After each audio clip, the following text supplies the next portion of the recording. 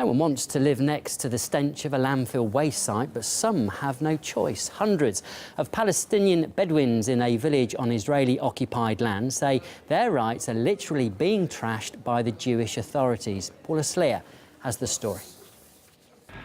From this to this.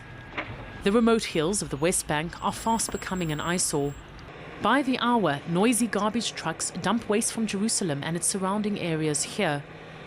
Far enough to keep the stench of garbage away from city dwellers, but close enough for some to conclude it's making the Bedouin tribes who inhabit these hills sick. Ahmed Hussein is recovering from cancer. He says he can't prove the dump caused it, but suspects it did. Our children play next to the dump. Our animals eat the nails in the garbage and later die.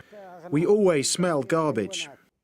Day by day, the dump is getting closer to Ahmed and his family because the Israeli authorities don't want it spreading to the expanding settlements on the other side. Israeli law says a landfill should be 2 kilometers from where people live. This one's a stone's throw away. There are a lot of people suffering from a lot of illnesses that we've never seen before. Some of them are skin illnesses. There have been cases of cancer and people have died. Some of the garbage being dumped here has chemicals and gases.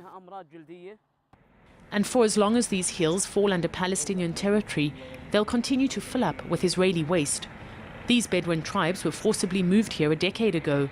The once semi-nomadic herders were compensated with cash, electricity and water supplies. This is a mountain of waste that's been building for 17 years. It's convenient for the Israelis to dump their garbage here because it's not too far from Jerusalem, and this is, after all, contested, occupied land. The Israeli Health Ministry has found that the dump is producing methane gas, amongst others, with long-term health risks. For the last few years, Dr. Hassan has been researching the health effects on Bedouins living near the rotting waste.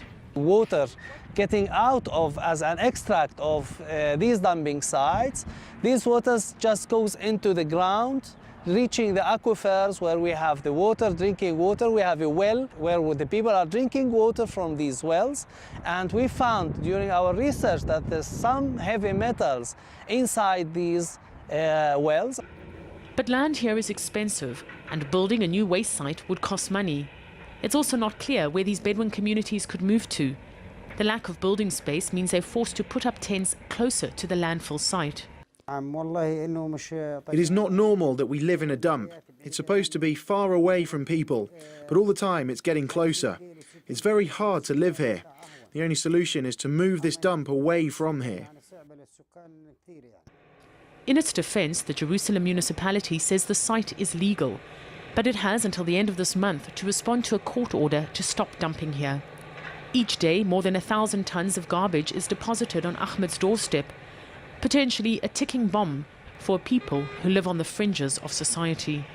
Paula Slier, RT, Al-Jabal village in the West Bank.